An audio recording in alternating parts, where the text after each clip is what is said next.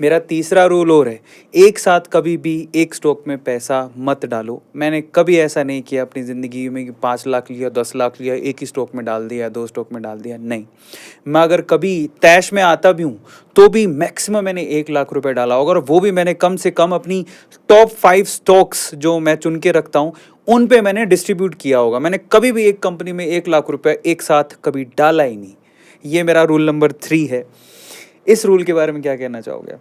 ये बहुत बढ़िया रूल है, इसको कहते हैं डाइवर्सिफिकेशन। और मतलब एक तो पेशेंस साथ में दिख रहा है, साथ में डाइवर्सिफिकेशन दिख रहा है। डाइवर्सिफिकेशन क्या करता है कि आप, एक सिंपल सी चीज़ बोली जाती है कि सारे अंडे एक ही बास्केट में नहीं रखने चाहिए। क्यों? क्योंकि गिरी बास्केट तो सारे अंडे एक साथ फूटेंगे। वही अगर मान लो एग्जांपल कि अशोक लीलैंड में ही आपने सारे पैसे डाले होते और अशोक लीलैंड थोड़ा वोलेटाइल रहा है पास्ट में, तो वहाँ पे आपको नुकसान हो सकता था। मान लो कभी नीड हुई, निकालना चाहे पैसे, इसी जगह आपने अलग अलग स्टॉकों में डाला हुआ है, तो नीड है तो जो दिख रहा है कि प्रॉफिट में वो आप बुक करोगे, वर्सेस की जो नुकसान में चल रहा है, क्योंकि जब तक बुक नहीं करोगे तब तक नुकसान नहीं होगा, जो आपने बात समझ ली।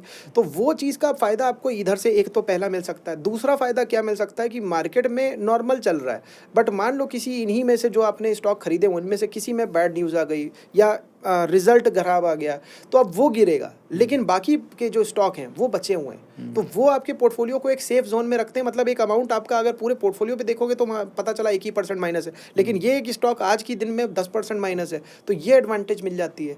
ये कई सारी ऐसी एडवांटेज होती है। अब एक एग्जांपल बता रहा हूँ, पूरी मार्केट गिर रही है, आपके पोर्टफोलियो में FMCG का स्टॉक है, IT का स्टॉक है, फार्मा का स्टॉक है, ये गिरते नहीं है गिरती बाजार में, ये उल्टा बढ़ने लगते हैं, तो पता चला पोर्टफोलियो उड़ गया।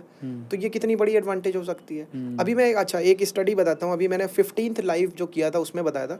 मैंने बताया मार्केट 9 बार लमसम, मैंने वो ई बुक एक लिखी थी 2019 या 20 पे, उस टाइम तक जितने भी बड़े बड़े करेक्शन मार्केट में आए थे उन सब का एनालिसिस किया, और मैंने निकाला कि कौन कौन से स्टॉकों ने इन सब सारे करेक्शंस में अच्छा रिटर्न दिया या कम से कम मार्केट को आउट परफॉर्म किया। तो नाम निकल के आया एशियन पेंट, एक निकल के आया ग्लैक्सो स्मिथ क्लाइन, सन फार्मा निकल गया है। और एशियन पेंट और सन फार्मा दो सबसे इंपॉर्टेंट थे जो हर बार मार्केट को आउट परफॉर्म कर रहे थे गिरती बाजार में।